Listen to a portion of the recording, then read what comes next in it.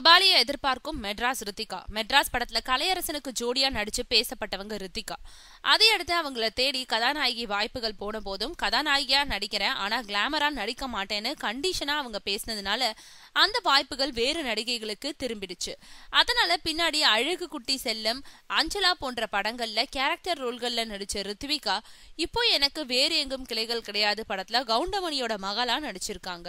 அதுக்கடுத்து Rajini நடிச்சிருக்கோம் கபாலியில slum area பெண்ணா நடிக்கிறாங்களாம். Rajini படம்ன்றதோடு slum area வேஷத்துல அழுத்தமான காட்சிகள்ல நடிச்சிருக்காங்களா ரித்விகா.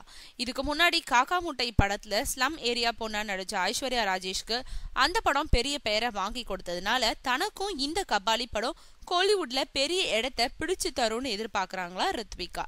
அதோடு இனி வெயிட்டான வேஷங்கள்ல மட்டுமே நடிக்கிறதுன்னு முடிவெடுத்திருக்காங்களா.